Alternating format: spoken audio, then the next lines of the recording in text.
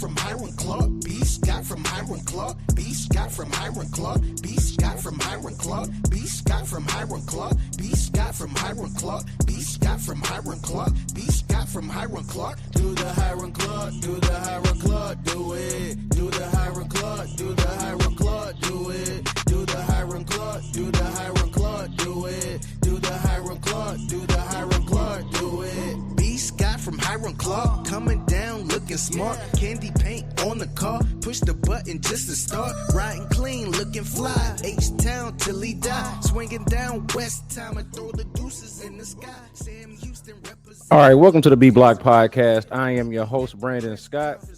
I appreciate y'all for being here. This is actually the first time that we have done a live episode, a live B Block Podcast, but the moment I think calls for it, man. This is something that I feel like could not wait and something that we should probably take in together. I got here as soon as I could. I was not ready. I got to admit to y'all, man, I was not fully prepared for this news to drop when it did, but the news did drop. And if you're familiar with the podcast, and welcome to the show if you're not, make sure that you subscribe. Check us out on YouTube. Check us out wherever you get your audio podcast. We'd love for you to subscribe, for you to review, for you to tell your friends about the podcast and all of that good stuff. But let's not waste any more time here and get straight to the meat of the matter. The Rockets have traded for Kevin Durant, or at least have agreed to a trade for Kevin Durant. Is that the official verbiage? It doesn't become official until July 2nd, or the trade can't be formally completed until the new league year starts July 6th. But from what we know, based on Shams Charania's reporting at ESPN, which is probably where we were expecting to get this news, is that Kevin Durant is headed to the Houston Rockets in exchange for Jalen Green, Dillon Brooks, the number 10 pick in this year's draft, which y'all remember, there was a lot of consternation, if you will, about the Rockets not getting a higher pick because, and of course, the Mavs and the San Antonio Spurs getting the top 2 picks, which seemed like it kind of hurt your chances and maybe even helped the Spurs specifically, their chances having the number 2 overall pick if they wanted to pursue Kevin Durant. And if Kevin Durant at the time, we didn't know if he in fact wanted to go play there. And so the way all of this works out is that the Rockets are going to get Kevin Durant. I made the case on the last episode that I did here, and you can check that out on the podcast feed. I made the case for Kevin Durant to the Rockets. Made the case for both sides, for the Rockets and Kevin Durant. The only question for me at the time was what would the motivations be for the Suns? What were they looking to get out of this? What were they trying to accomplish? Did they want draft picks? Did they want an established player or players to help them not be bad or as bad immediately? Like how did they view their own situation and how Kevin Durant could help them, how the Kevin Durant trade could help them improve it? And so I actually even want to start there in terms of this trade and what I really think is remarkable about it. And you have to forgive me if I come back to this again, but really the fact that Rafael Stone, okay, and look, I'll remake the case for Kevin Durant in just a second. But just assuming that you think that this is a good trade, and I just want to be on the record that I do. I think this is a fantastic trade for the Rockets. The fact that Rafael Stone was able to, and the Rockets brass were able to make this happen without giving up the most valuable draft picks or one of the most valuable pieces of the core, which whether you agree with this or disagree with this, it seems pretty clear that they started to view the priority of the core a lot differently in terms of where Jalen Green stacked up in the pecking order. It was clear that Amen Thompson, even going into this season, but certainly by the end of it, when he's an all-NBA defender and Alperen Sengun has his first all-star season, it became clear where Jalen Green, despite being the leading scorer on the team on the number 2 seed in the West, became pretty clear where he was on the pecking order, or in the pecking order of the young core. So you didn't give up either of the top 2 guys that you prioritized, which would have been ridiculous to do. And you didn't give up any of the premium, what I consider to be the premium draft picks, in only giving up the number 10 overall pick, and the second round picks. So what essentially amounts to very important, what I think amounts to very important role players. And I think that whether Jalen Green was going to be on this team or not, I think that like if he was going to be here, the reimagined role needed to be as a little bit more of a role player, a little bit more of the guy that supplements what you're already trying to do with Alperen Şengün and Amin Thompson, hoping that he takes that step. So like you didn't give up that, and you didn't give up any of the premium picks, and you get Kevin Durant. Okay, so it allows Kevin Durant to take over the Jalen Green minutes. And as I stated in the previous podcast, man, Kevin Durant is still one of the premium scorers in all of the NBA. Okay. He was, and I'll recite these stats for you. He was the best in the NBA on jump shots and mid-range shots. Meanwhile, the Rockets were one of the worst teams in half-court offense, one of the worst teams in effective field goal percentage off of dribble jumpers. They were one of the worst teams in effective field goal percentage on all jumpers, right? And then you bring in Kevin Durant, who is literally the best still, even at about to be 37 years old, is the best still at that exact thing. So like to me, this is a win trade for the Rockets. And look, the Suns, for what it's worth, they did get a really good player in Jalen Green. And now the promise of Jalen Green, and I know this is what a lot of people who don't like this trade, what a lot of them don't like about it is, and I even saw this in some of the response, is giving up young and promising for old. But now the whole young and promising thing with Jalen Green is the Suns' problem. Like it is the Suns' thing to tackle and to hope that they can tap into this clear and obvious potential that Jalen Green has. And so they get to bet on that. Whereas the Rockets, an actual real team and ready-made team to win, even without Jalen Green, and especially without Jalen Green, and you just sub them for Kevin Durant, they get to bet on the reliability and dependability of Kevin Durant when he plays. And he has played over the last couple of years. So what this means for the Rockets is that they get a reliable and consistent perimeter scorer and a shot creator that fixes those half court issues that we talked about, or that I just talked about. They get a shot creator that fixes their half court issues. And these are things that showed up not just in the regular season, but in the playoffs, even as Jalen Green was their best perimeter scorer, led them in scoring overall at 21 points a game, had the 38-point performance in game 2. And we saw how all the other games in that series went.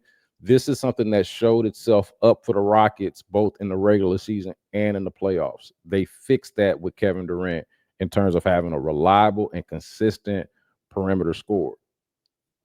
They also, and I'm talking about, Alperen Şengün and Amin Thompson as the key to the centerpieces of the rebuild, or I should say the young core. Rebuild is over with, right? They were the number 2 seed.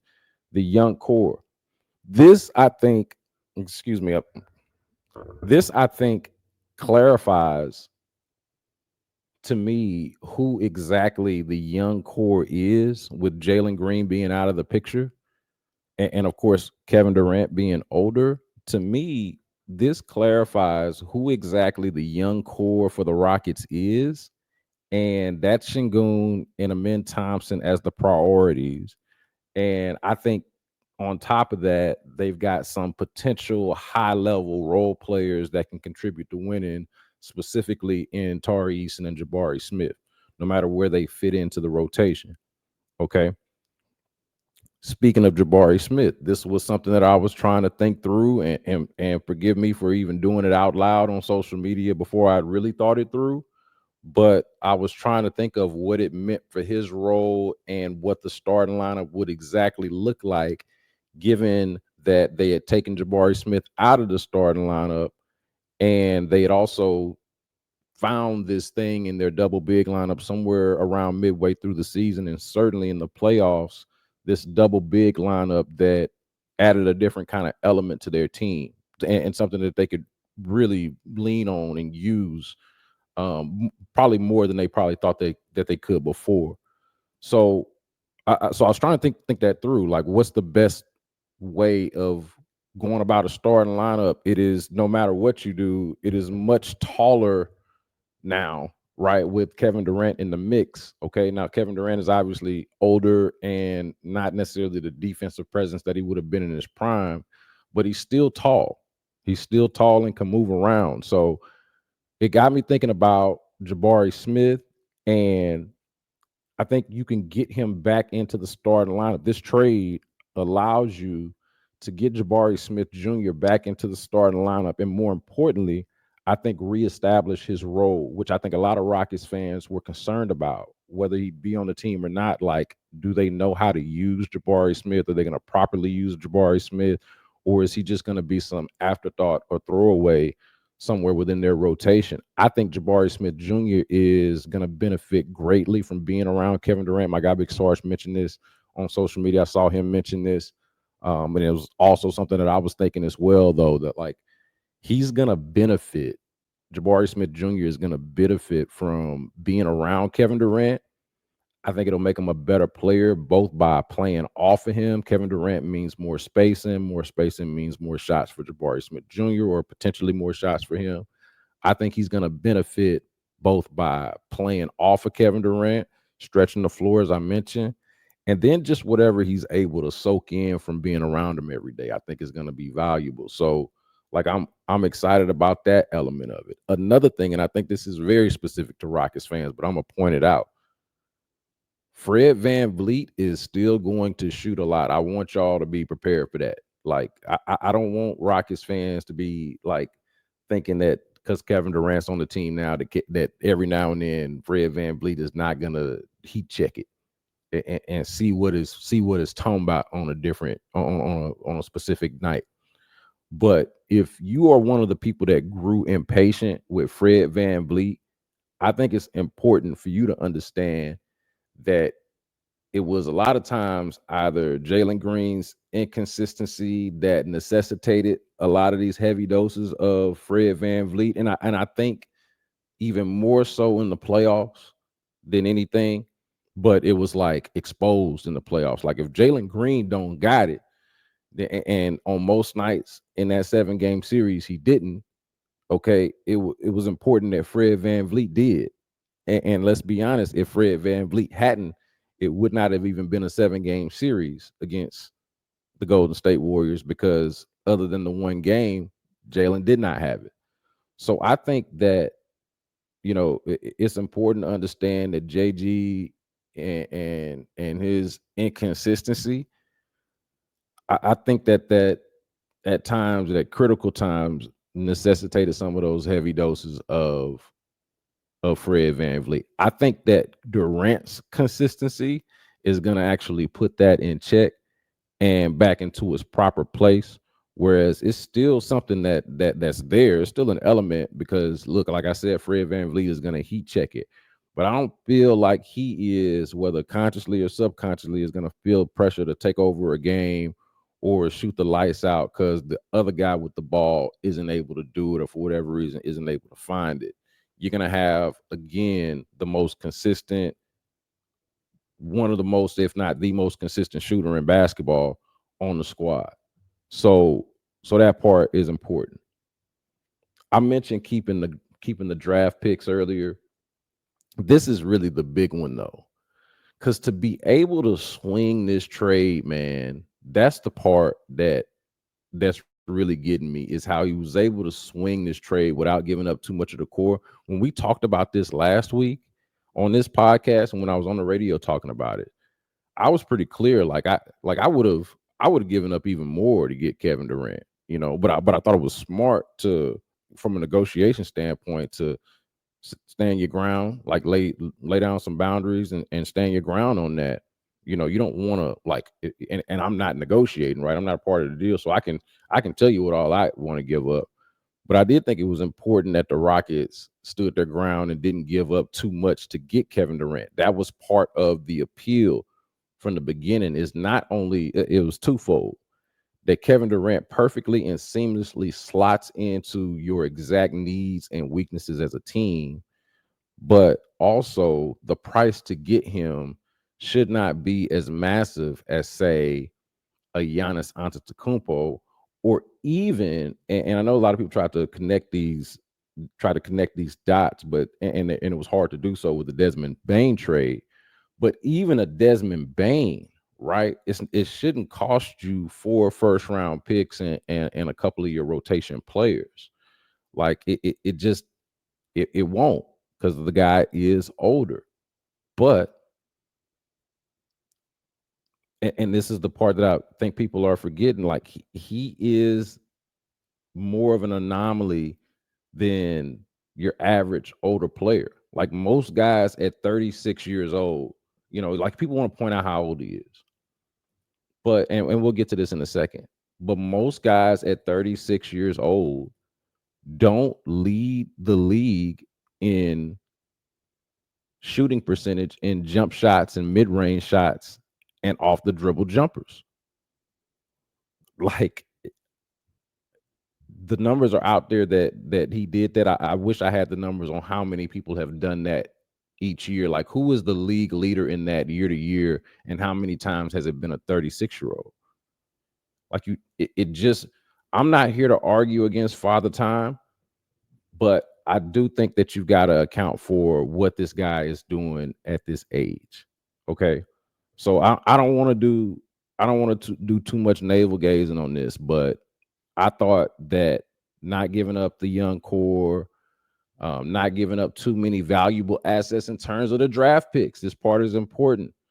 Like not giving up that 2027 Suns pick, that 2029 Suns pick. And a lot of people are criticizing the Suns for this part. Like, how do you not get any of your future back, really, other than this number 10 overall pick, which probably isn't going to be much in contribution to that future? Jalen Green is going to be much more valuable than that, right? But those other first round picks, right, were probably viewed as, I would say, even more valuable than Jalen Green, right? Like those are potential lottery picks, potential franchise changers, right?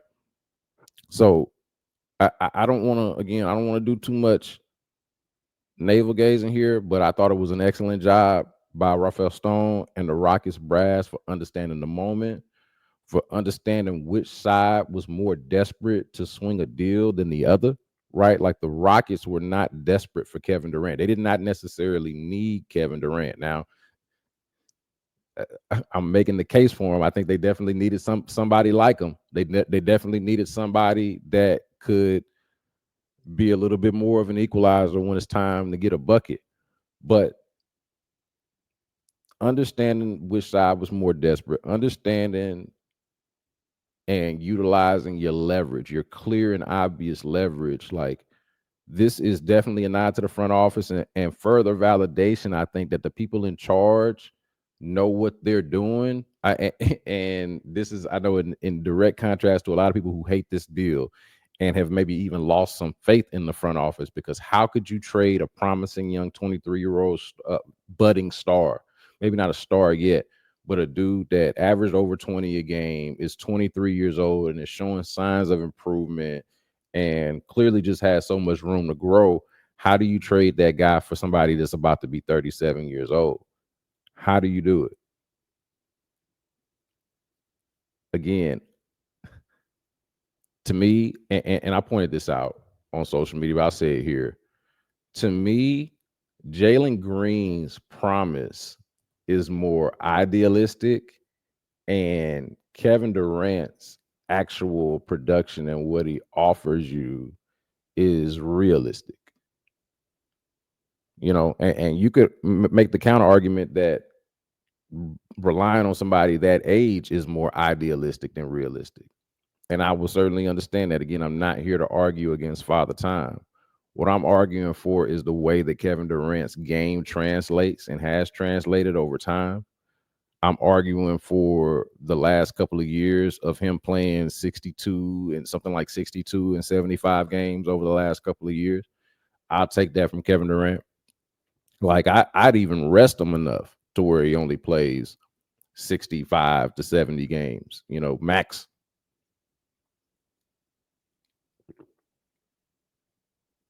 And I think it's just important to note the situation, you know. So credit to the brass. I think there is some security for Rockets fans in knowing that this thing is well run and swinging a trade like this. Like if you're gonna do the Kevin Durant trade, this is the way to do it. And swinging a trade like this to me is a pretty good indicator that this is a well run organization at this point, which I think was for a while a question, and to me is not a question anymore. So what this means for Kevin Durant, okay?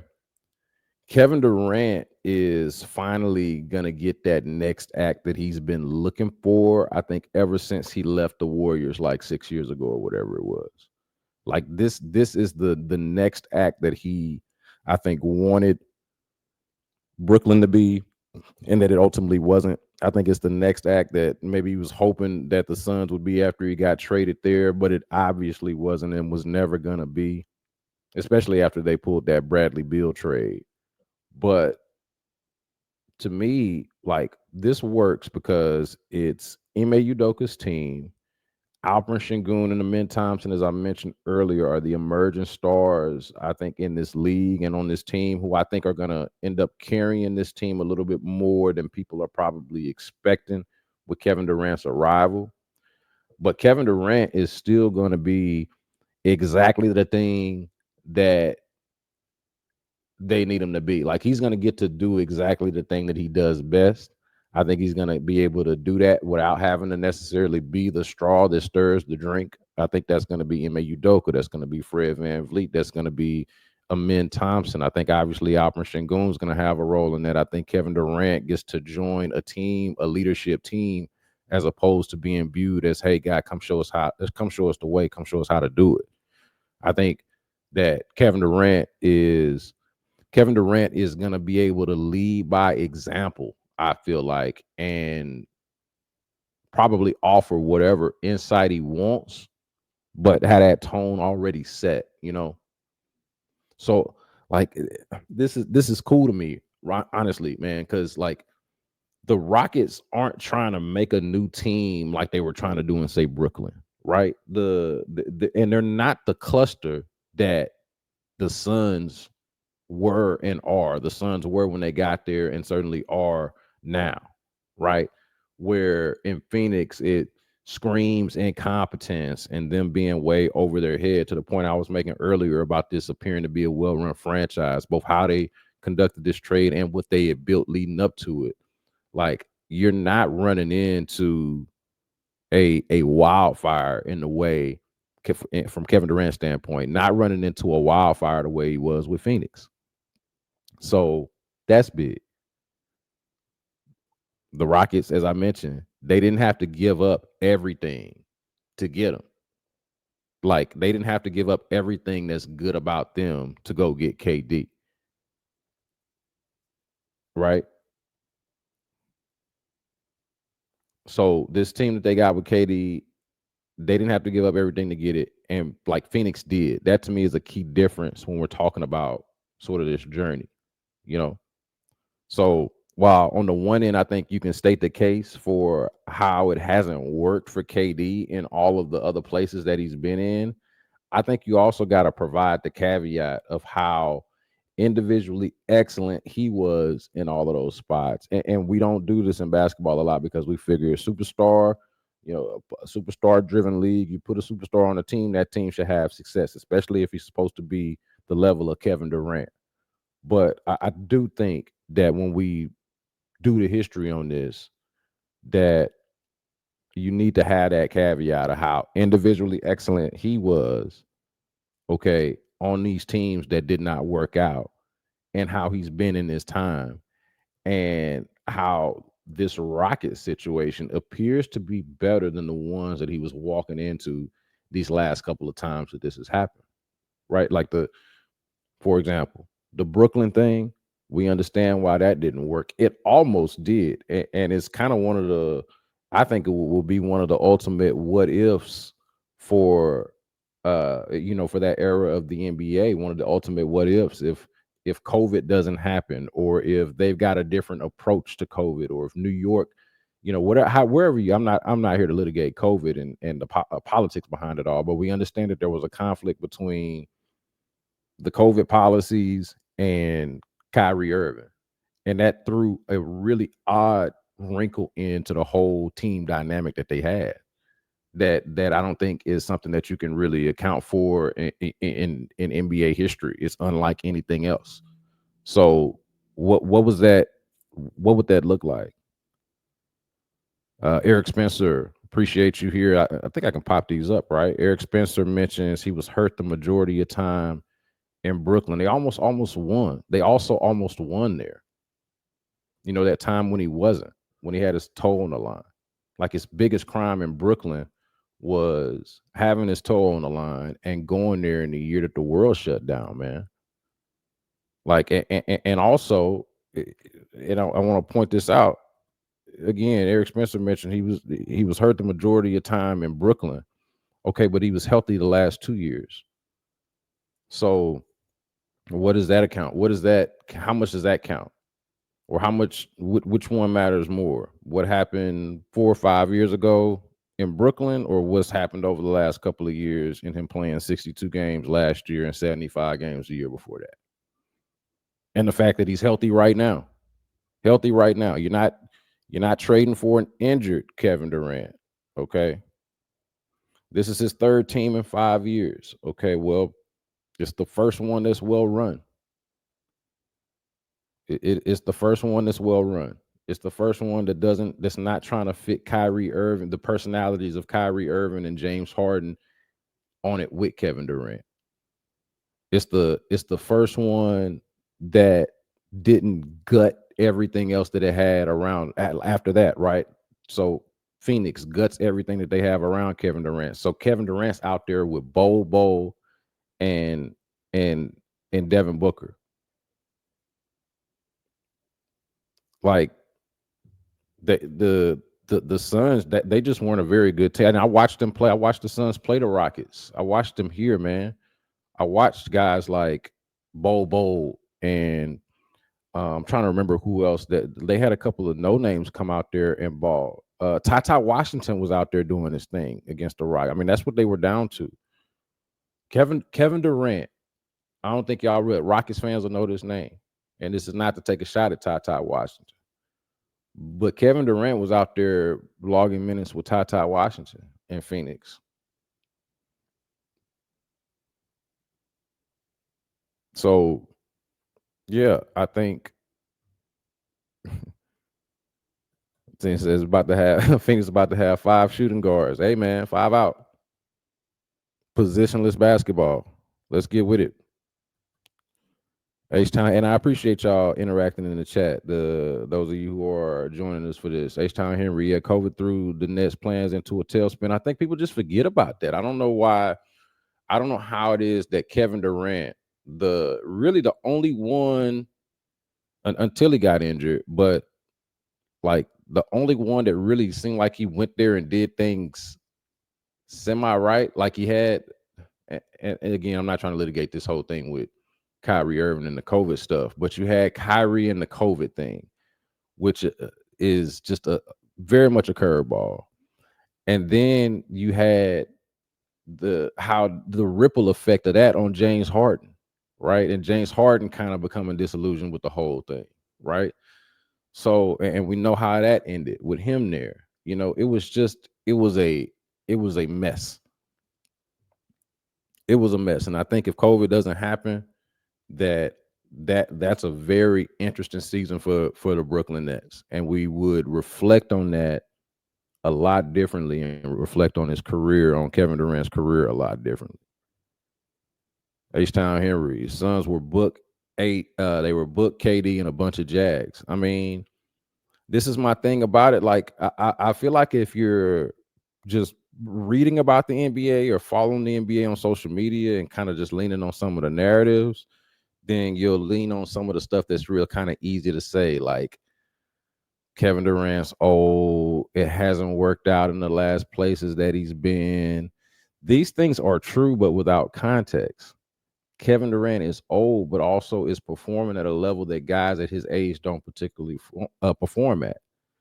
It has not worked out in the last places that he has been, and so it has therefore been a failure at these last few places. But he himself individually has not been a failure these other places that he has chosen to go to, by the way.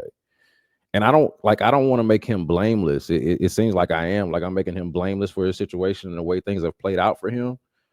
And I don't want to do that, but I do want to put it in its proper context. He was mostly excellent when healthy at these places.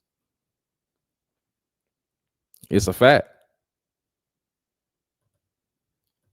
Appreciate Golden Life for being here. He says, and I was ages as I was ages as F, ages AF early on, but not having to give up major core guys is a plus for me. This I think has to be like this has to be top of mind. Okay, top of mind.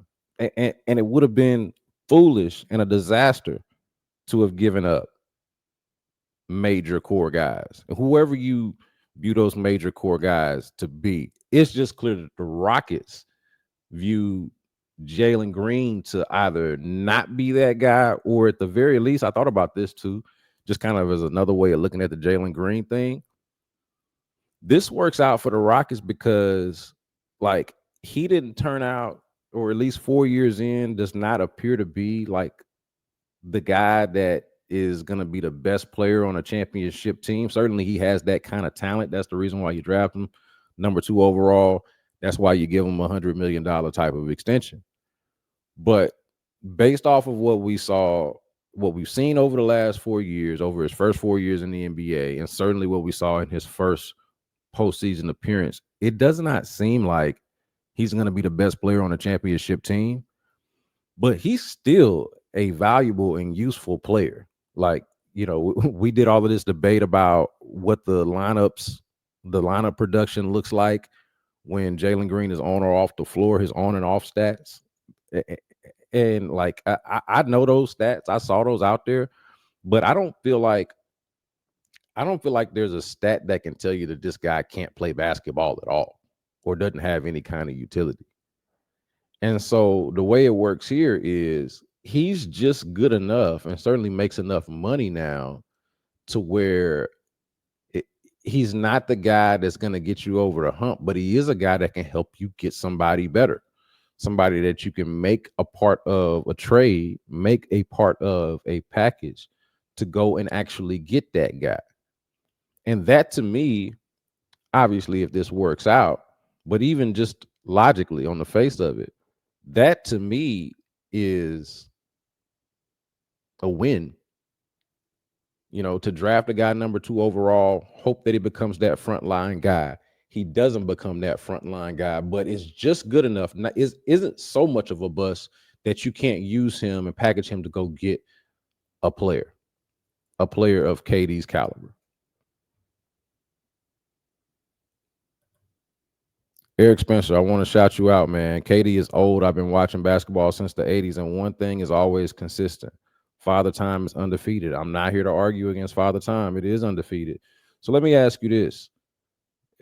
Do you think KD was 36 years old? He was good this year.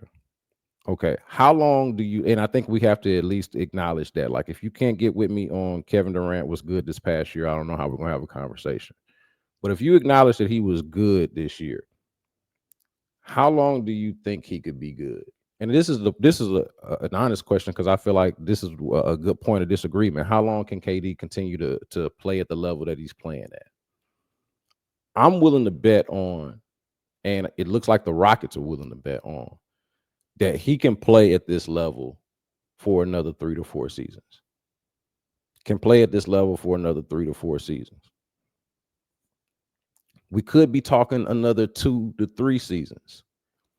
It could, to Eric's point, because KD is old. I'm not arguing against Father Time. To Eric's point, he could just fall off a cliff and not be good at all next year. It could happen. Based off of what we've seen from him, his game translates well with old age. The issue with the age is he gonna get hurt? I'll give you that. When you're older, I'm I'm not trying to be obtuse about this. When you're older, you're obviously much more prone to having shit break, much more prone to injury when you've got more miles on you and you're older. I acknowledge that. But played 60 something games this past season, 75 games the year before that. And not just that, to this point, you say you've been watching basketball since the 80s. One thing that's always consistent, Father Time is undefeated. Did you have anybody in the 80s leading the league at 36 years old, leading the league in field goal percentage on jump shots, mid-range shots, and shots off the dribble? Where is, haven't watched basketball since the 80s. Where's the example for that? Where is your KD counterfactual or your KD comparison here for over the years when you've been watching basketball? When have you seen a player at this age play at this level? LeBron's been doing it, right? Like, this is kind of, either you could either look at it as a new thing or just its own thing, a separate thing, a thing that not everybody is able or capable of doing. And I think that's what you're looking at with KD. All right. So I was going to get to this at some point, and I already started talking about it, reading through the comments, because you got me fired up on it. But I love the pushback, because I kind of just assume, I've been on this on the radio and on this podcast for months now. Kevin Durant is the most logical solution to their issues, the most logical trade to make. So I mean, I'll get to some of these things. Let me get to a couple more of these comments, but I do appreciate you, Eric, for being here, man. We got, and you got a couple more comments we'll get to. B Scott, I wholeheartedly agree with you. From Sherlock, appreciate you, Sherlock, for being here. B Scott, I wholeheartedly agree with you. Can't wait for next season. Hopefully he can make it through the season and the playoffs. This is the big question. It's just a risk that I'm willing to take. You know, I was in a group chat kind of just reacting to this and was just saying, like, I'm not here for being risk averse on the injury front. You know, like, obviously if Kevin Durant gets hurt, or if Kevin Durant ends up playing like 50 games over the life of the contract and it doesn't, like, it flames out, like, yeah, you're gonna regret some things, and you're gonna be doing like the parallel universe. Okay, so what's JG over there doing? What's Jalen Green over there doing in Phoenix? I think that'll be perfectly fair. I'm willing to bet that 3 years from now, Kevin Durant, let's say 3 years from now, as Kevin Durant is approaching 40, that he'll still be a better player than Jalen Green. I'm willing to take that bet. I'm willing to take that bet and take that stance. I think that Kevin Durant will be a better player still at 40 than Jalen Green will be at 26, or whatever it is. And we can disagree on, reasonable minds can disagree on that. But I'm willing to take that bet, for sure. We're trading him to be that guy. He has never been that in almost 10 years. I don't know what you mean, Eric. He's never, I mean, he's the 2-time Finals MVP, one of the all-time great scorers. I just gave you the numbers on his jump shooting. And I was, I was trying to make this point. I don't know if I did a good enough job of it earlier, but I don't actually think, like, he's going to be that guy because he's Kevin Durant. He's going to be that guy because he's going to be their best perimeter scoring option. But I was trying to hit on this earlier about it being Ime Udoka's team, about them already having some established leadership with Fred VanVleet, and then Amen Thompson sort of being built in all of the right ways, in terms of like how you want one of your franchise cornerstones to be built. Like, I don't know exactly what you mean by that guy. If you just mean by, because on the basketball court, he is that guy. If you just mean from a leadership standpoint, but I don't think he's entering into a situation that's got a leadership void the way, let's say, maybe it did with the Suns once they lost Chris Paul, or once the Chris Paul, Devin Booker, and I'm already that whole Chris Paul, Devin Booker, DeAndre Ayton combination that went to the finals. It had Chris Paul on it. Once you get KD in the building, and it's KD and Devin Booker. You're expecting that to be KD. Like, I think that I don't think they've got a leadership void that he needs to come in there and fill. So I think they're going to be fine from that standpoint. He just need to come in and get buckets. Just need to come in and get buckets. Got to remind y'all too, this is my first live show, so I'm barely getting used to reading comments and gathering my thoughts at the same time. But I appreciate the patience. Golden Life, yeah, he's a grinder. Can't deny bro work ethic, but seeing that and him still ending up high floor, low ceiling is telling. Yeah, man, I think, and I'm assuming Golden Life that was in. Oh yeah, okay, that's talking about Jalen Green. Yeah, no, I think Jalen Green's got a good opportunity to sort of reset things. A good change of scenery for him. Eric Spencer says he thinks that Kevin Durant's got maybe 2 years in him. I'm good with that. I'm hoping that it's longer because they're going to sign him to an extension, which means he's going to play at least 1 year and then probably another 2 to 3 after that. So I hope he's good for 3 to 4 years. But if he's got if Kevin Durant has 2 years in him, that's 2 years of the Rockets being viable and actual championship contenders. Okay. With Jalen Green is it would still be like a hope and a wish and a prayer that you are that. But you are more realistically just another one of the teams in the Western Conference. The Rockets are not just another team in the Western Conference anymore. They are a legitimate Western Conference contender. Golden Life says, I'll take 2 seasons barring no major injuries. I'm right there with you, man. 2 seasons of Kevin Durant. What do y'all think 2 seasons of the next? What do you think the next 2 years of the Jalen Green era would have looked like, based off of what you've seen? Only KD or LeBron has been able to make it work this way, playing at this age. Sherlock says KD is one of those unicorns. Right there with you. Janae, shout out to Janae for being in the chat and for watching this and for even encouraging me to do this. I appreciate you. I'm surprised Phoenix didn't get or ask for Reed Shepherd or Cam.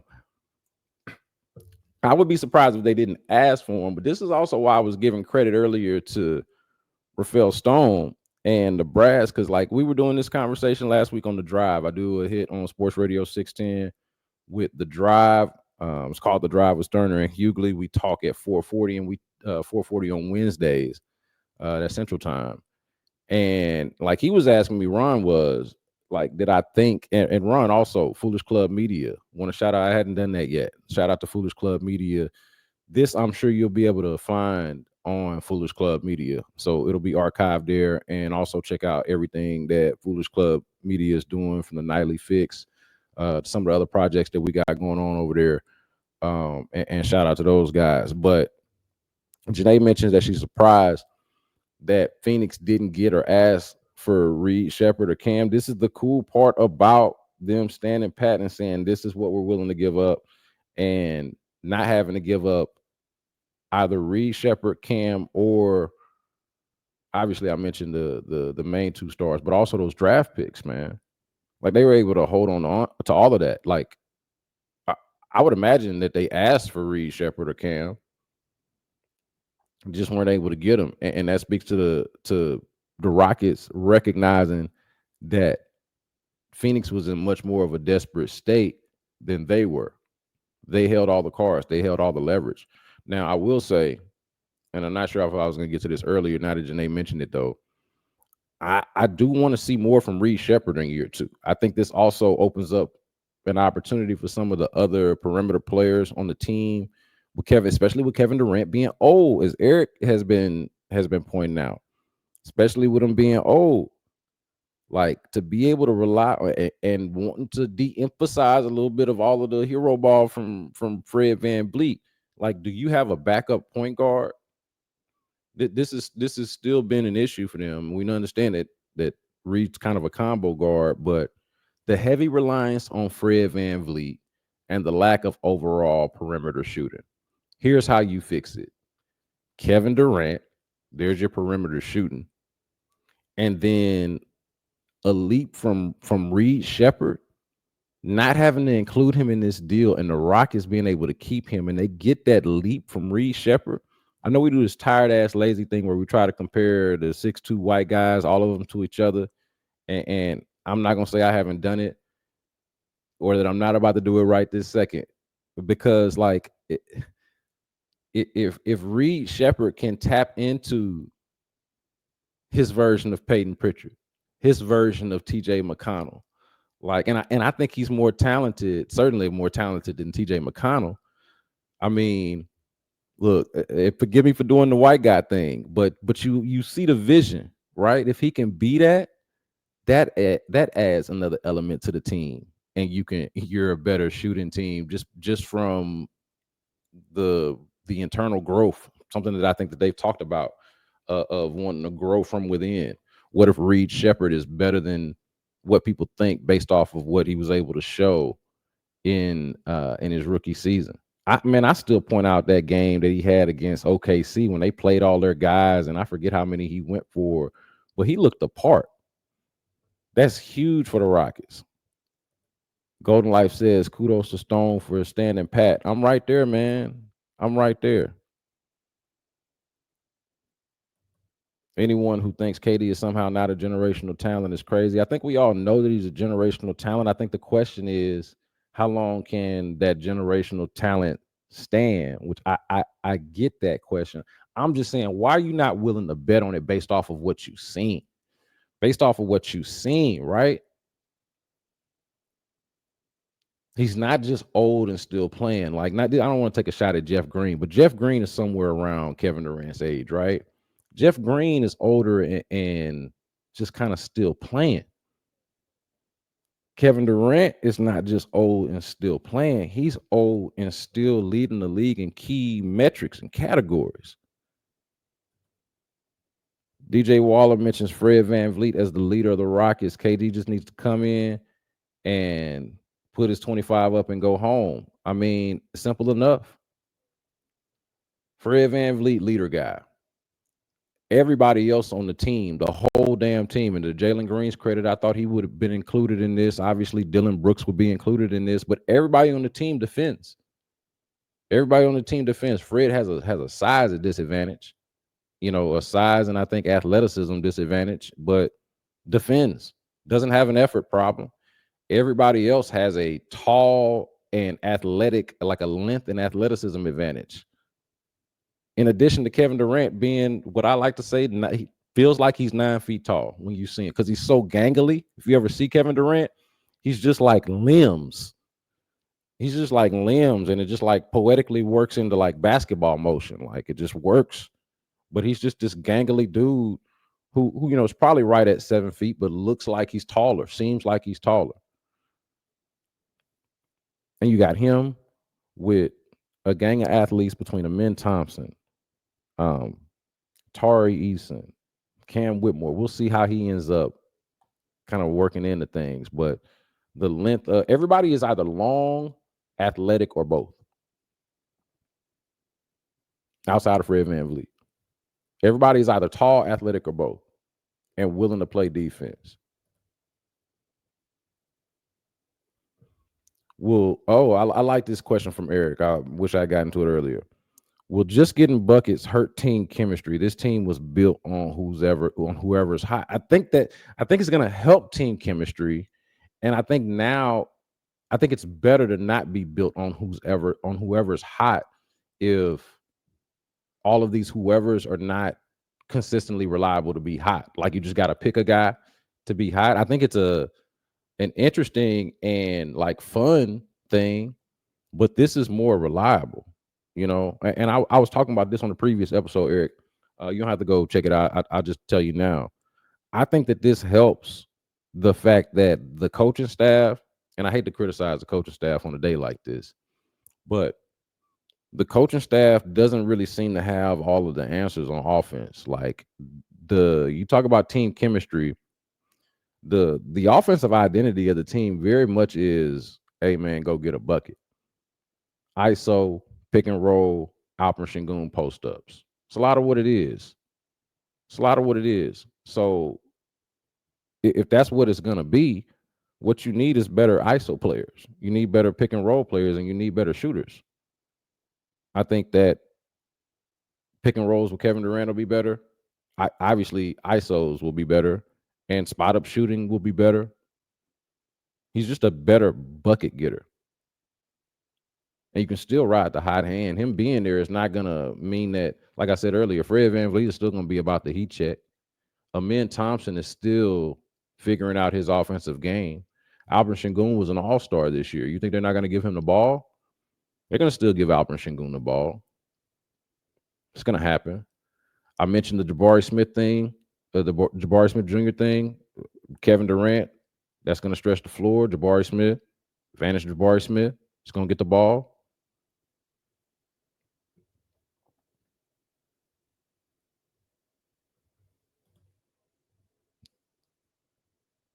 Appreciate this. Hey, look, LeBron hasn't won anything since the bubble. LeBron ain't played with Amin Thompson and Alper Şengün.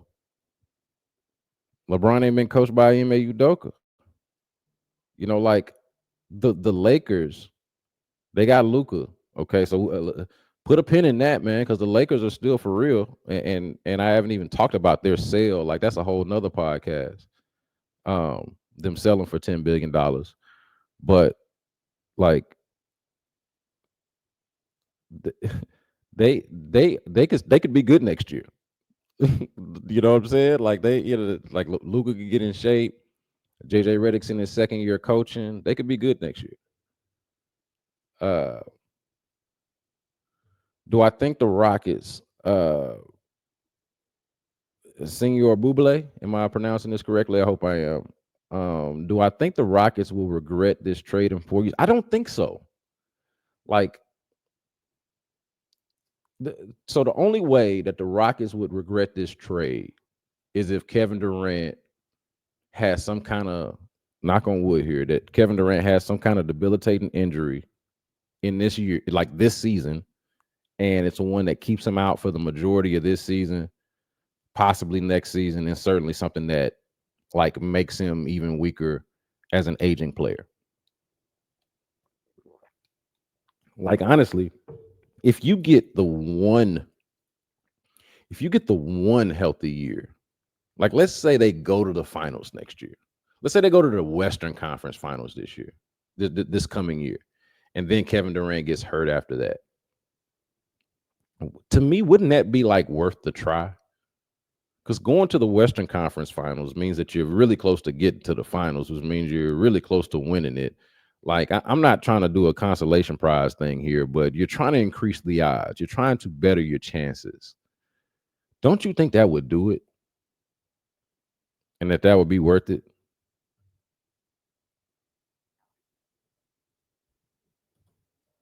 DJ Wall, I like that you point this out. An underrated part in this is the Rockets still got the Suns' draft capital and assets past KD's projected timeline in Houston.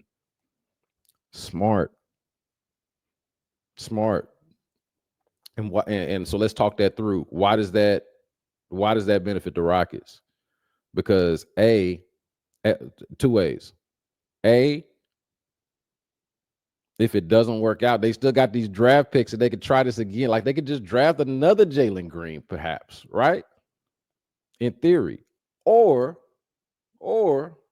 since they didn't get a picks up to get Kevin Durant, what if the next play, there seems to be a star on the move or available, like if not every offseason, every other offseason or so.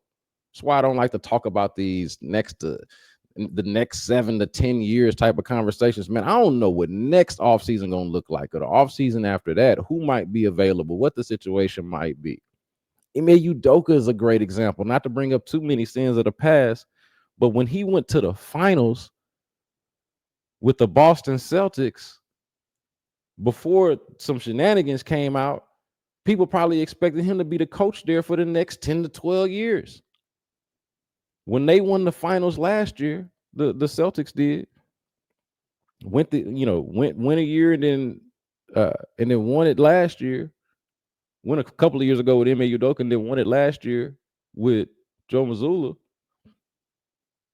People probably thought that they could win 2 or 3 championships. They win the one, underperforming a series against the Knicks this year, and then lose their best player. And now people are talking about them probably having to break up that core. They probably thought they had the next 3 or 4 years. Turns out they just had the next one. Now that thing's about to break up, you know? So yeah, this is like a really good play on the present and the future. All it is really is punting on Jalen Green. Golden Life asks, who's your starting two now? This is an interesting lineup question because they don't have twos. You know, and of course we're in a positionless era of basketball, but you got a point guard in Fred VanVleet who like to shoot the ball. Fred who will give you a heat check, but you got a point guard and 4 forwards. And then when Steven Adams is on the floor, you got a center. But you got a point guard and 4 forwards. You're gonna go starting lineup. If I had to predict right now, is gonna go Fred VanVleet once they figure out his contract situation. I should probably keep an eye out for that news too. That could probably drop while I'm doing the podcast. Fred VanVleet, Amin Thompson, Kevin Durant, Jabari Smith Jr., and Alperen Sengun. You come off the bench with Tari Eason, with Steven Adams. And then after that is where it gets interesting because who are going to be some of the key contributors beyond that? Is it Reed Shepherd the way I want it to be? Does Cam Whitmore find a role the way I so desperately want him to? You know, or are they trying to figure out, so I got their top 7 players with an eye on 2 others that I hope could maybe even be just as good or influential to what they do. But that's it. Your starting 2 now is not one. It's forwards. They're going to be big as hell. Sherlock says defense is going to be legit. They lost 2. This is how good they were on defense. They lost 2 pretty good defenders. One really, really good defender and another good defender. Like these are plus defenders, I think. And Jalen Green and obviously Dillon Brooks is his calling card. They lost 2 really good defenders, and their defense is still going to be really good. Still going to be really good. The future is now.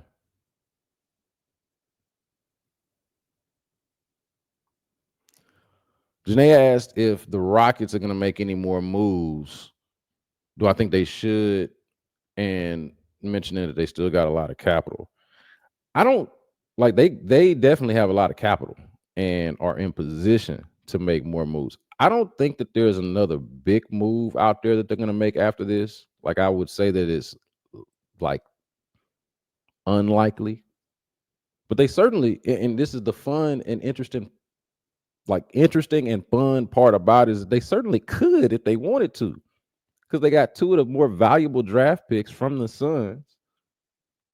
And still got some players like we were just talking about that could be offered in a trade to get somebody even better and make this even more spicy. So I don't think that. I think the moves that they make past this are along the margins because they're already a well-built team, Janae. That's the big thing. They're already a well-built team that's got a lot of the right pieces. They were just missing like these really important things like shooting. I think they could use more shooting, but they got some guys that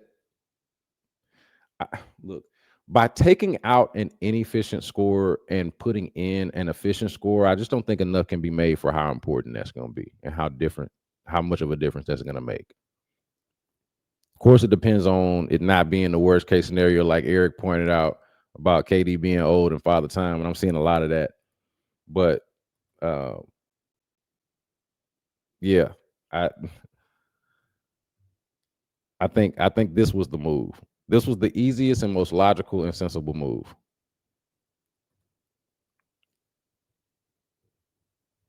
frustrations about Cam having to play behind Jalen Green. I do think I don't know about that. Like I think the frustration was just not getting minutes overall and in general, but I do think that it'll be much easier to play behind Kevin Durant. Much easier to understand that. Because like when Jalen's having one of those, and I'm not trying to make this pile on Jalen Green Day. I think, he made some improvements and it just wasn't quite good enough. And something is there is something to be said for being good enough to be like the key piece to a Kevin Durant trade. I can appreciate and respect that. Um, but yeah, playing behind like it's especially when Jalen's having some of those games like he had in the playoffs. Yeah, that's hard to watch, and you struggle to get minutes, and they tell you why you're struggling to get minutes because you're not either not seeing the floor, not doing some of the little things, or whatever it is, and you're like, well, wait a minute, this guy rewarded with $100 million and a lot of minutes and a lot of shots. You know, I can see that. Let's see. Hey, Eric. Hey, look, me and you, all right, man. Me and you all right because look, this is exactly what. So when Janae asked this, okay, when Janae asked if I thought that the Rockets could make any more moves, do I think they should? They still got a lot of capital. My man Eric comes through with Shingun for Giannis. Now, I've not talked about this since the Giannis talk kind of died down, and we've been focusing a lot on the NBA Finals. But okay, so the Giannis thing has died down a little bit. It feels like and seems like Giannis might want to stay. Of course, Milwaukee is probably more motivated to keep him than to move him. That's what I would do. I'd probably want to keep him for as long as possible. Like I wouldn't, I wouldn't get rid of him before he absolutely demanded it and agitated for it. And it doesn't seem like he's done that. And again, until he does do that, I don't think it's wise uh, for the Milwaukee Bucks to even entertain. Maybe only entertain it so much as to like start thinking about life without him, but don't actually try to do that. Don't Luca the situation. And I think it would be different than Luca, but you know, don't do that. But if since we this far into the stream now, and I want to appreciate like this thing didn't do a whole lot of numbers, but the people that are here are rocking with it, and I appreciate y'all for being here. Um, like I don't want to call this podcast like a victory lap or nothing like that, but it does feel like some validation of my thought process for what the Rockets should be aiming for and what their clear and obvious needs are. Okay. Listening to Rafael Stone and Ime Udoka talk after games and after the season about uh in Udoka's case, them needing to, a dude that shoots, 40% from three, uh like a 90-50-40 guy or whatever. And then Rafael Stone talking about wanting to, preach continuity and the whole idea of continuity, but not want to just have continuity for the sake of it. And that the thing to disrupt that would have to be special or extraordinary, whatever exact word he used. This is it. This would qualify as it. Eric mentions Shingun for Giannis. That would also qualify. I was on that train. I've been all about like giving credit to the young core that the Rockets have built for making the improvements that they made and for becoming the number 2 seed and everything that we've seen over the last couple of years, especially since Ime Udoka's been here.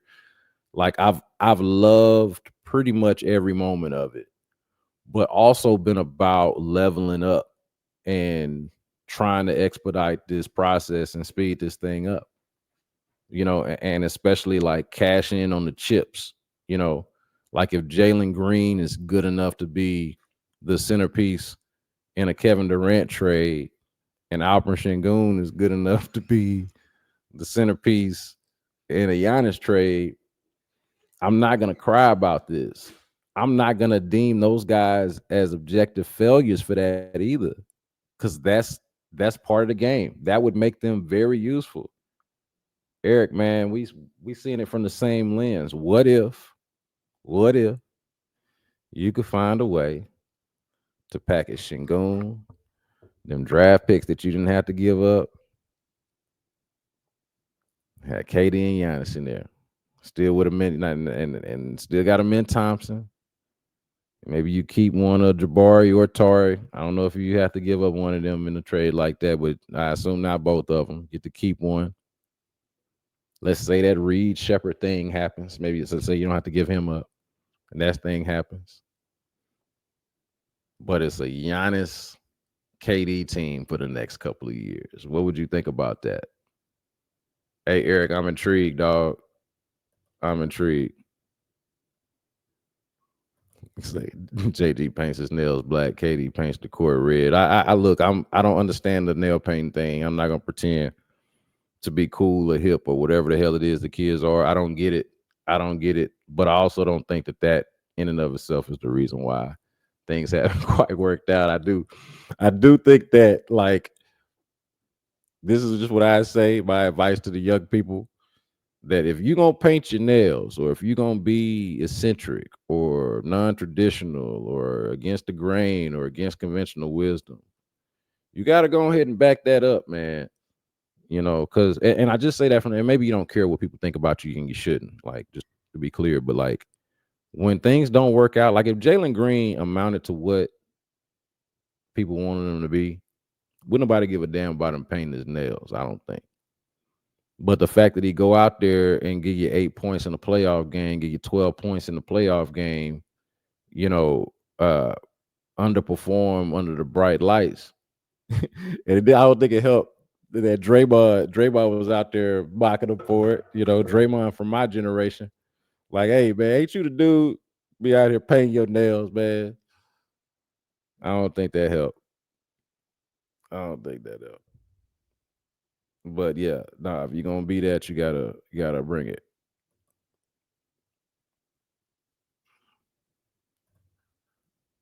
Let's see what is KD and Giannis keep the. Hey, look, I'm I'm good. I'm good reacting to the Kevin Durant. I don't want to. Janae brought the question up too. Look, put a pin in it for now. I don't want to get over my steez a little bit on potentially getting Giannis. You know, you got KD. I think KD on this team makes you a legitimate contender in the Western Conference.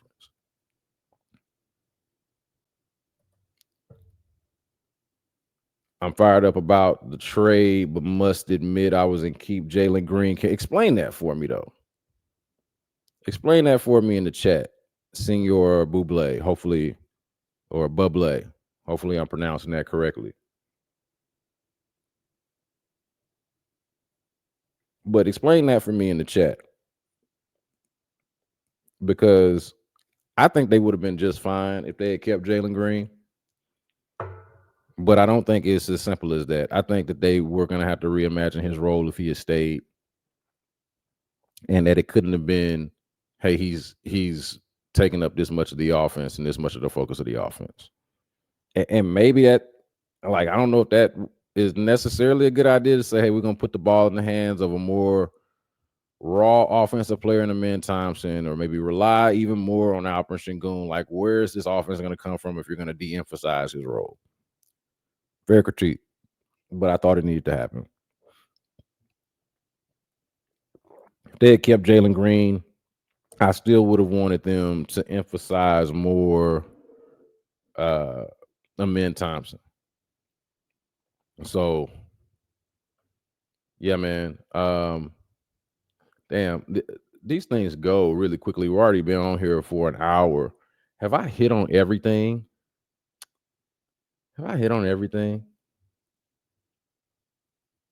Talked about the age, like, because I did want to address the critics. I can do this again, just in case anybody missed this. I think that KD's game just ages well. You know, because these are the criticisms of KD, or the arguments against getting him, right. Too old, too injured, and I've also seen out there the disillusionment with coaches, getting coaches fired or falling out with coaches or whatever. It happens too quickly, happens too easily. I think that these are some fair criticisms, but I would still push back against them because I think the argument against them is stronger than the argument for them. You know, as I mentioned, I think he's got a kind of game that ages well. I think that we've seen Kevin Durant look as an older player very similar to what he looked like as a younger player, because a lot of the game is just predicated on his shooting and ball handling ability on top of being tall. It's like, and I think I mentioned this the last time on the podcast, it's like, what if you took your perfect shooting guard and made him 7 feet tall? Or what if you took a 7-footer and made him into the perfect shooting guard? He is a reimagination of what a basketball player is supposed to look like. Point blank.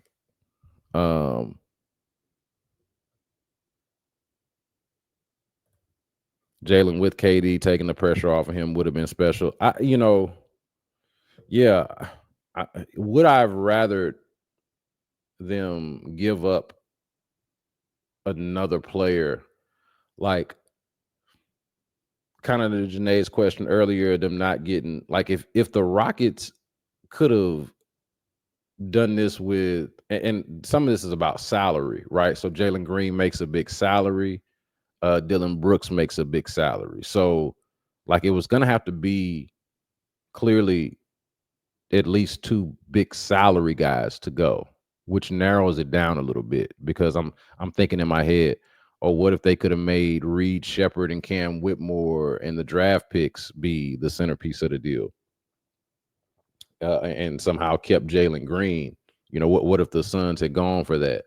Yeah, I agree with the point that it would have taken some pressure off of Jalen, and it could have been special, but I don't know how feasible that would have been in terms of trying to match salary. So yeah, man, Shirley, look, thank you for being here, man. Made it worthwhile. Have people to have people come in here and interact with the program like this. I appreciate that. The past 2 seasons, I thought the past 2 seasons he's been asked to play championship level basketball and believed he had the tools to develop under Ime.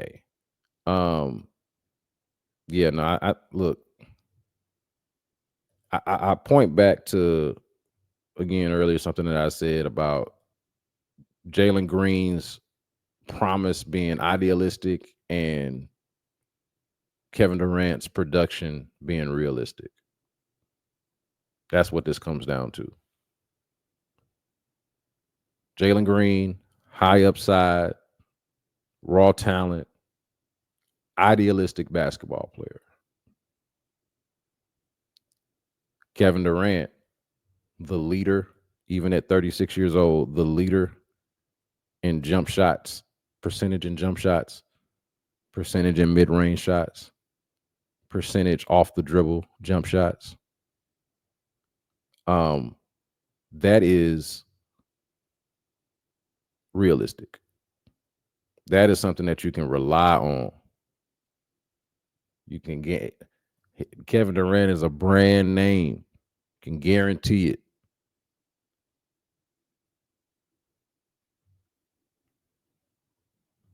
This has been pointed out quite a bit. The Rockets ranked 27th in effective field goal percentage on off the ball dribble jumpers, or on off the dribble jumpers, I should say.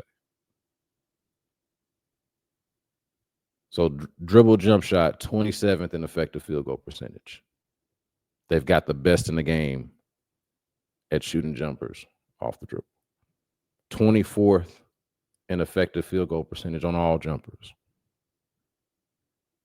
They got the best jump shooter in basketball.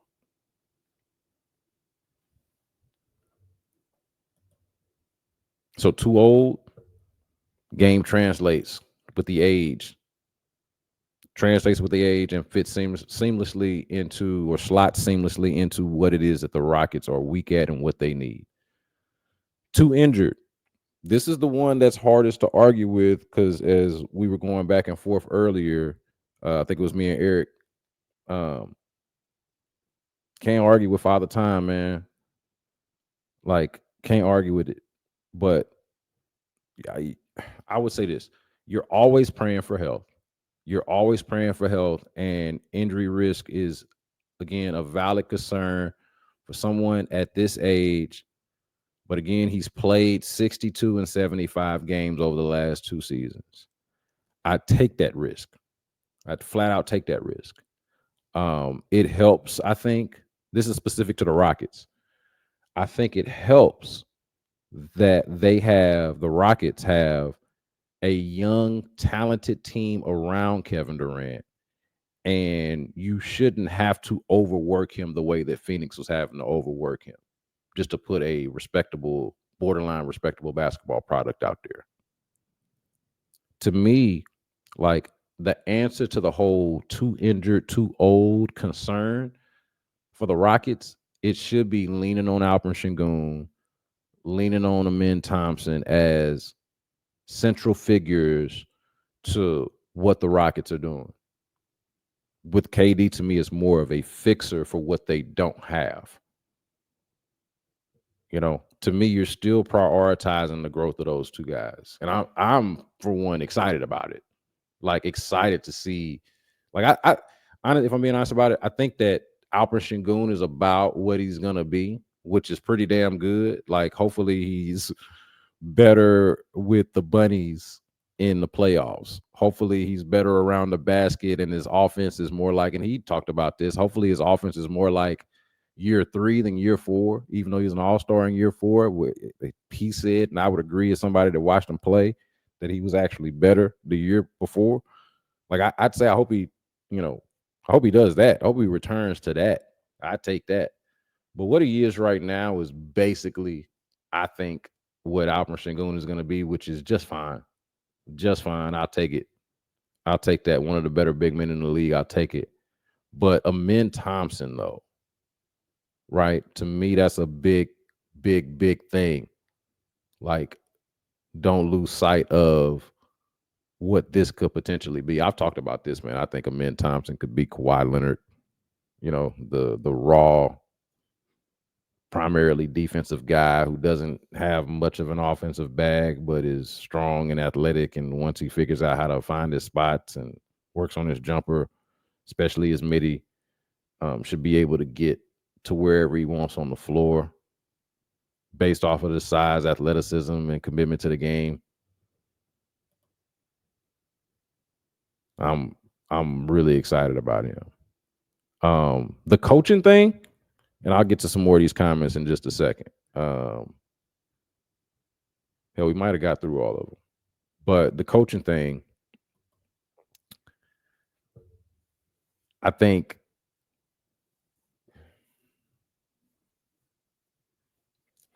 that this is where, for Kevin Durant, being old might actually help with this coaching thing, this coaching issue that people seem to have with Kevin Durant, or that Kevin Durant might seem to have with coaches, however you want to word it.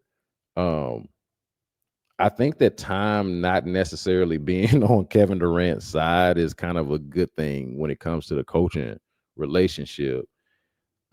He is smart enough. Kevin Durant is smart enough to understand this moment and how unlikely it is that he's going to get to handpick the next situation in such an ideal way, like he has in this one.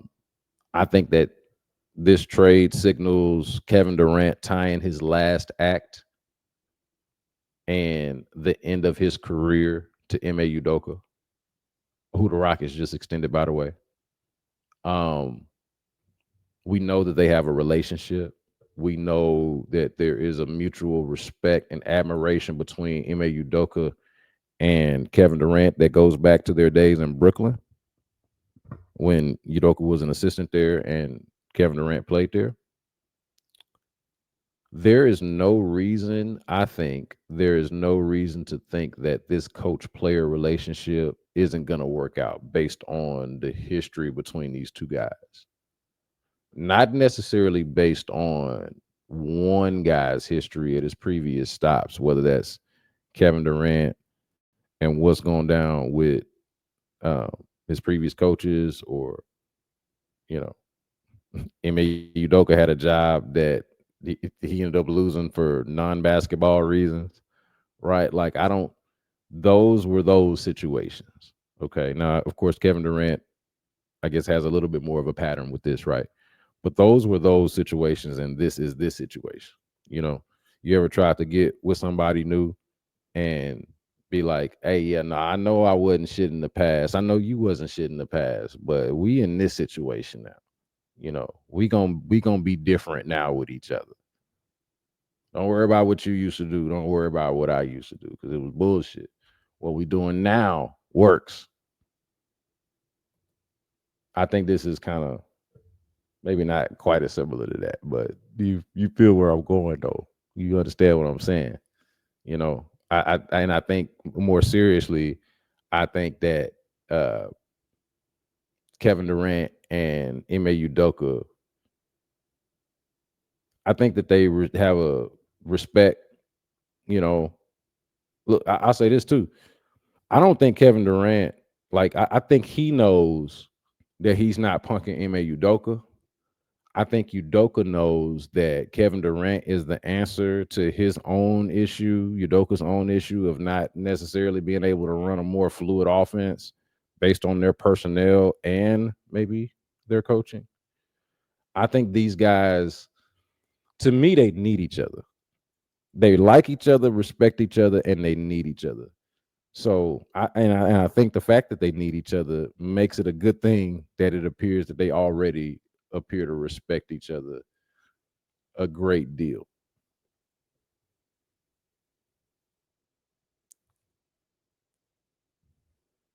Now, before I get out of here, like I think that there is a certain yeah, literally it is literally like plug and play for what the team is missing. And to be clear, the team right now, I've seen so many questions. Who's going to be the shooting guard 2 years from now? Who's going to be the shooting guard 5 years from now? Man, I don't give a good goddamn, quite honestly. Kevin Durant is the plug and play right now. And I'm projecting, could be wrong, obviously, but I'm projecting that he'll be able to be that the year after that, the next 2 years. 3 years is probably getting a little bit ambitious, but again, I said his game translates perfectly with age.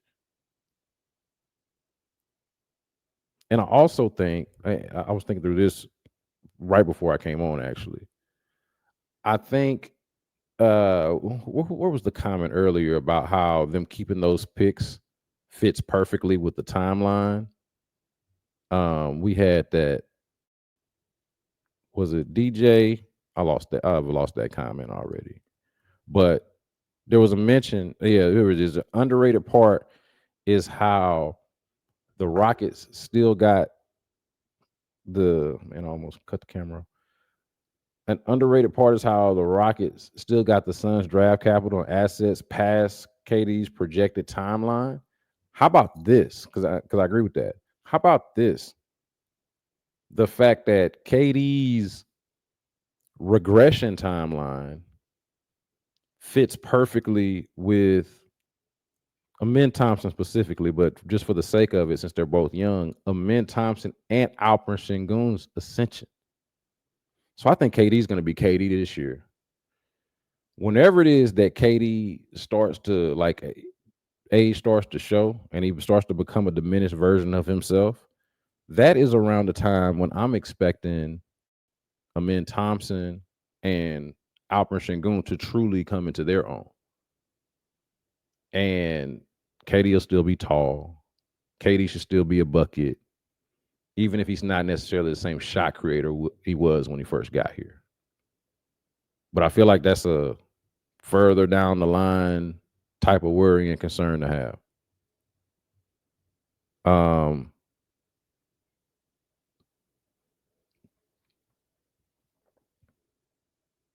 let's see what else we have here. Sherlock mentioned it would be foolish for him not to recognize what an ideal situation this is for him. It would be foolish, and I don't think I've only met Kevin Durant a time or two, interacted with him a time or two in the opposing locker room at Toyota Center. That'll be interesting too now. Oh man, I hadn't even talked about that because I don't want to do again. I said I didn't want to do too much navel gaze and don't want to make this about me. But I'm gonna get to cover Kevin Durant on a daily basis and see him at the practice facility and in the locker room to kind of really help guide y'all through this as best as I can as a trusted source and member of the media. But I went through that little diatribe just to say I don't feel like he's foolish. I don't think he's foolish. From following him and having brief interaction with him, he does not appear to be a foolish person. Despite maybe doing some seemingly foolish things a time or two, right?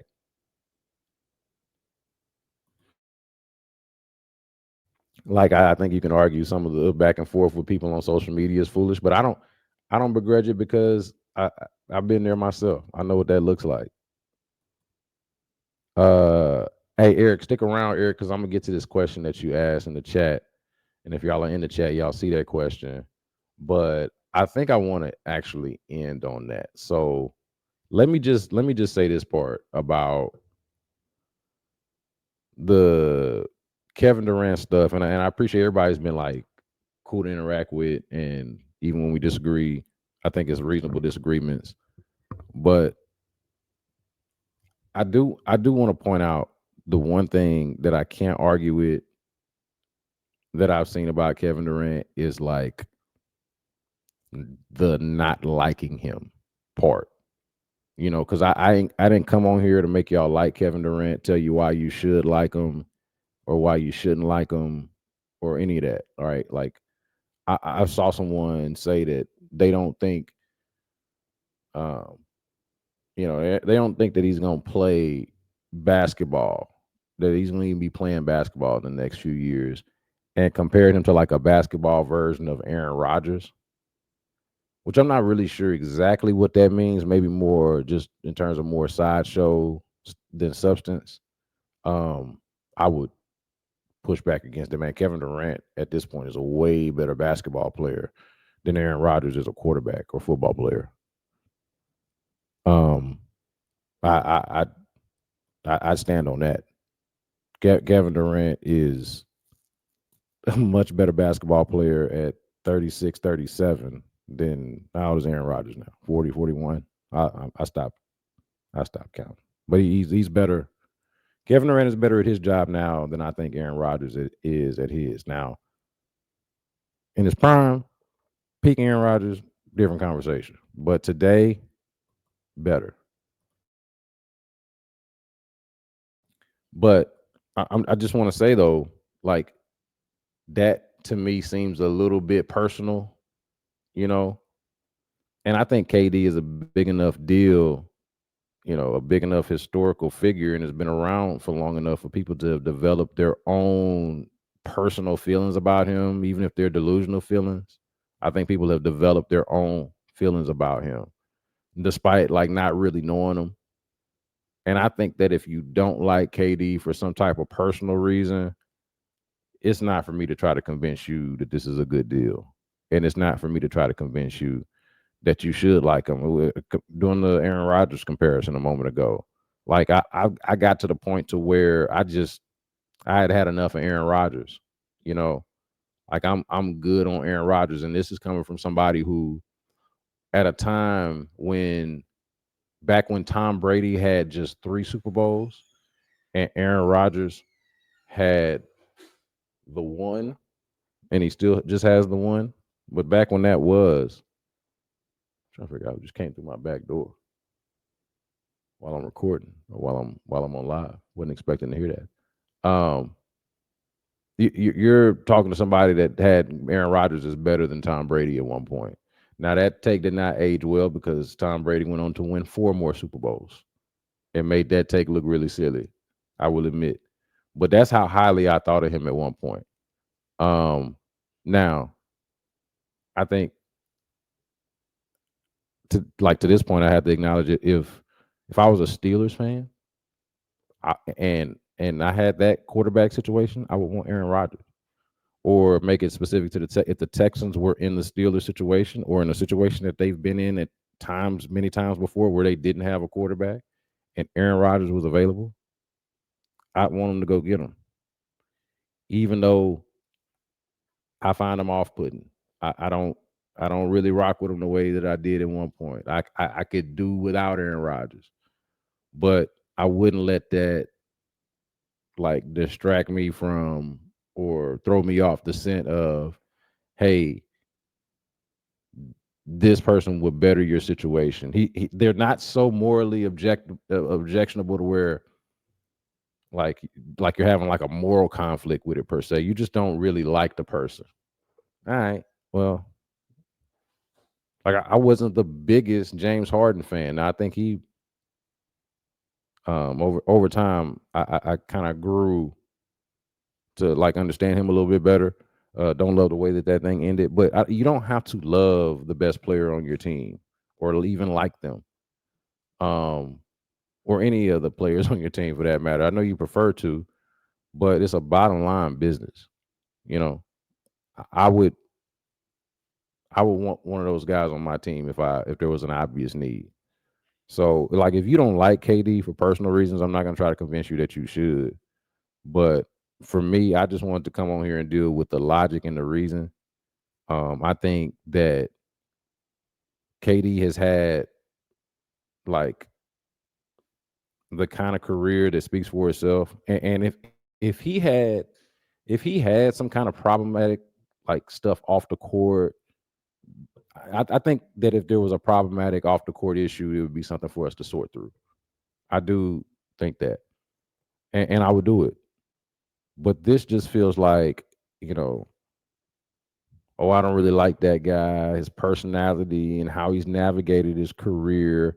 I can't argue against how you feel about the dude, and I don't really have, any interest in doing that. For the record, I would even say, like, if we're gonna relitigate KD's legacy for a moment here, I didn't like him leaving OKC to go to the Warriors. I did lose some respect at that time, like for him in the moment, and at that time, I did lose some respect. I certainly didn't like it as a Rockets fan, and we definitely saw how that played out. But I thought it was a weak move at the time to join the Warriors, especially after they had just beaten the Thunder the way that they had. To do a can't beat them, join them type of thing. I thought it was. I didn't like it. I didn't like it at the time. Didn't respect it at the time. But at the same time, I also understand basketball. I understand what appealed to him about playing for the Warriors. Um, about the way that they play versus how OKC was playing at that time with him and Russell Westbrook. I also understand that him feeling like his legacy is on the line and like feeling like your legacy is on the line and wanting the best opportunity regardless of what people think about what you do. I appreciate and respect that. And then as a credit to KD's greatness, which we weren't doing enough of on the front end because we hadn't seen how it was going to play out, but it definitely played out this way. As a credit to KD's greatness, he was able to join a team with another all-time great. That was Steph's team and remains Steph's team to this day. But he was able to join another all-time greats team with, by the way, some all-time great role players on it. And he was immediately the unquestioned best player on the team. No doubt about it. Won the finals MVPs, no doubt about it. Everybody knew. Everybody knew what time it was when Kevin Durant showed up on Steph Curry's team. How many players in the history of the NBA do you think could join Steph Curry's team, especially at that time? And it could join Steph Curry's team in 2016 and unseat him as the best player on the Warriors. There's probably a handful of guys that you could come up with, a handful of guys.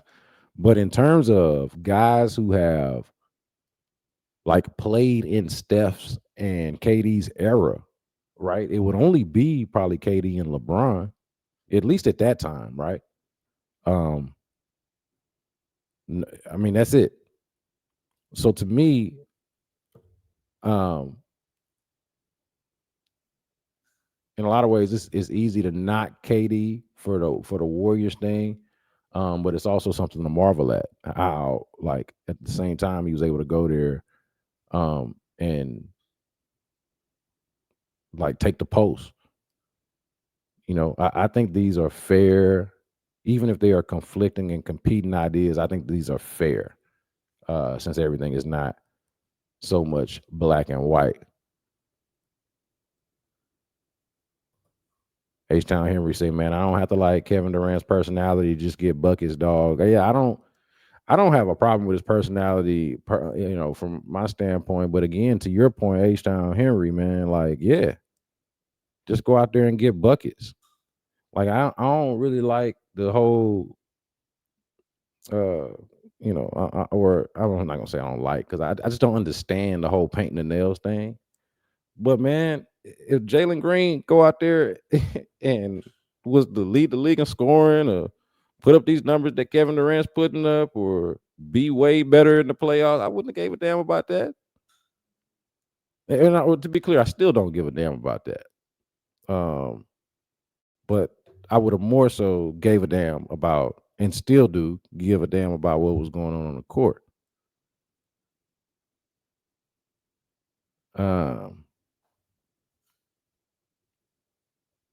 all right, so we done this an hour and a half. It's been fun. I'm gonna have to start streaming more, I guess. Like, I guess I'm not so hung up on the numbers as much as I am the engagement. Has been really fun for all of y'all that have checked in. Um, where was that last thing that I want to hit before I go? Hour and a half, almost 2 hours streaming. I didn't really, like, damn near like I'm feeling myself on this. Um, Eric Dash. I really want to shout out Eric, man, active in the chat, dog, man.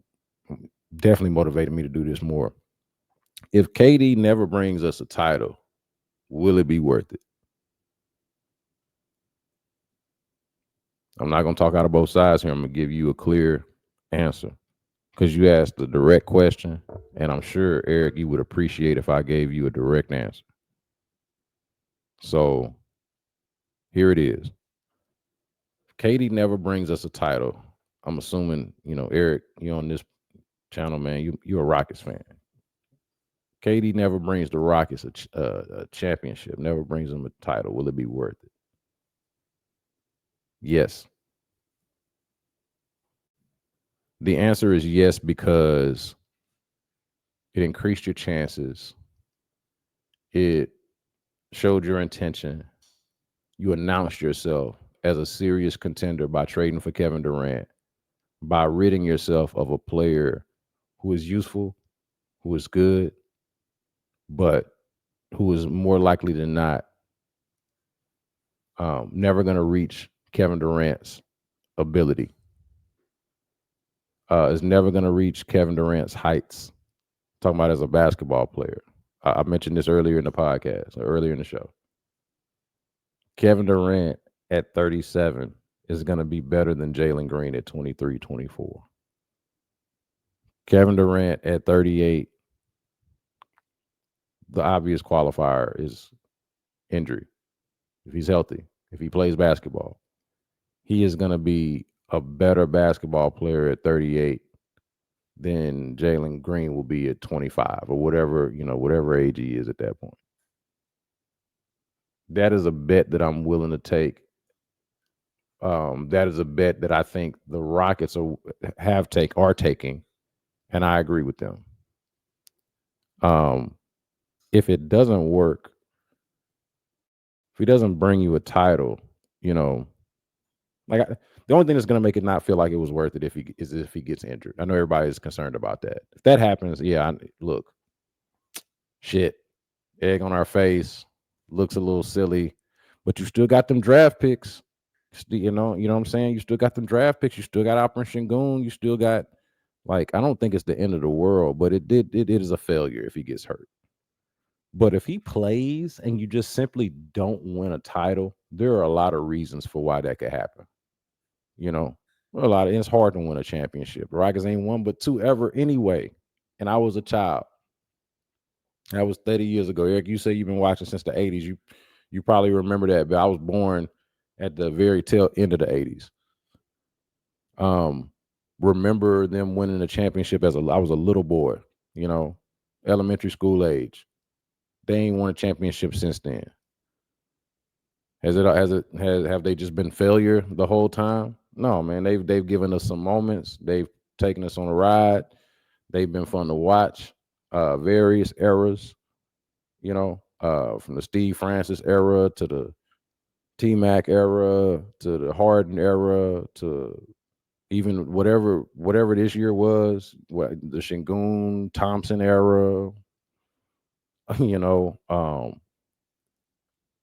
yeah, and it's all been worth it for me at least. So yeah, I think it'll be worth it even if they don't win a title because the whole point is to put yourself in that position. And I think most people agree that they are in that position. I've seen some people that think that they got worse. I don't I, I don't know how you think that unless you just really don't like this guy. And I'm giving you the benefit of the doubt that you know what you're talking about, that you actually watch basketball, because if you don't watch basketball, if you haven't really been watching Kevin Durant again, and all you've been doing is reading the tea leaves and kind of following the league loosely, then you don't really understand how good of a player this guy still is at this age, and you haven't had a chance to marvel at it. Um, Watching Rockets games, assuming you do that, you will have a chance to marvel at it. Yeah, I think it'll be worth it. Um, yeah, I hated how it ended. I don't want to do too much on history, especially this late. But Eric's asking if I feel like James Harden's career in Houston was a win. Yeah, yeah, man. I mean, it had a lot of disappointing moments, man. It did not. It wasn't an ultimate win. They didn't win a championship. It had some letdowns. All them threes that they missed. The times when James Harden didn't show up against the Spurs or in various postseason moments. Not being able to take advantage of Kevin Durant's injury in 2019, and again, I mentioned all of the threes missed in 2018, and the um, the Chris Paul hamstring injury. Like disappointment. There was some like I think you could. I think it was a win and a disappointment because you were right there. Like, think about it. The Cavs actually beat the Warriors in the finals, and eventually so did the Raptors. But like, I don't know. Like to me, the fact that you can look back on that era and say that the Rockets were the biggest threat to them in the Western Conference, and in some cases the biggest threat to them, period. That they could make a case that they could have won the championship in 2018 if Chris Paul doesn't get hurt. And that and that they just missed the opportunity in 2019 when Kevin Durant got hurt. Like, yeah, man, that was a win. They were they were a legitimate championship contender.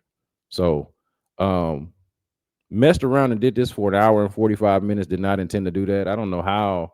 I don't know how we're gonna make this work for Foolish Club, but I hope we can. Shout out to Ron Hughley, Ron the Show Hughley, and Steven Serta for everything that they're doing over there. Hey, Serta, this is coming your way, man. I don't know if you're watching, dog, but this is coming your way, and hopefully we can get it on the Foolish Club platform. But at least for now, man, this is it. Like, I think that this is overall a good move. No surprise, because I made the case last week for it.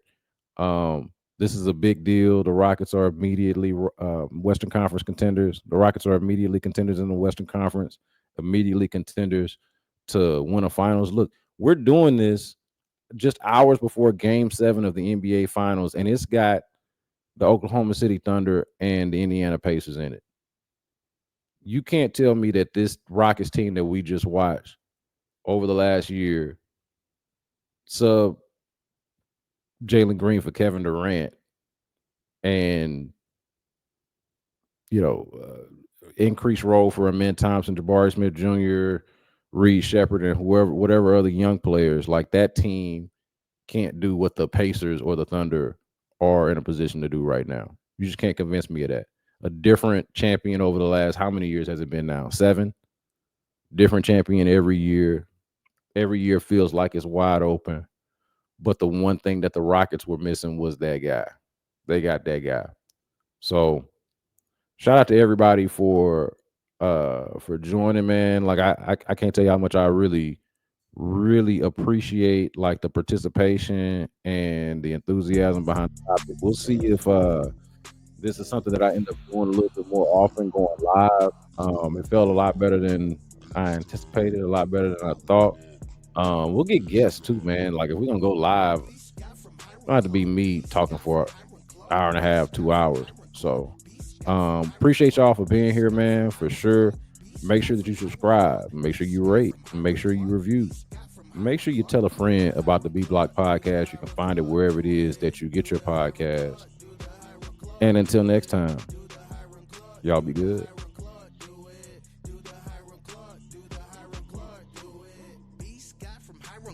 Coming down looking smart, candy paint on the car, push the button just to start, riding clean looking fly, H-Town till he die, swinging down West Time and throw the deuces in the sky, Sam Houston represent, you other cats irrelevant, he be at the press conference getting all the questions in, 6'10" represent, you know how he do it, Beast guy from Hiram Clark, do it. Beast got from Hiram Clark, Beast got from Hiram Clark, Beast got from Hiram Clark, Beast got from Hiram Clark, Beast got from Hiram Clark, Beast got from Hiram Clark, Beast got from Hiram Clark, Beast got from Hiram Clark, do the Hiram Clark, do the Hiram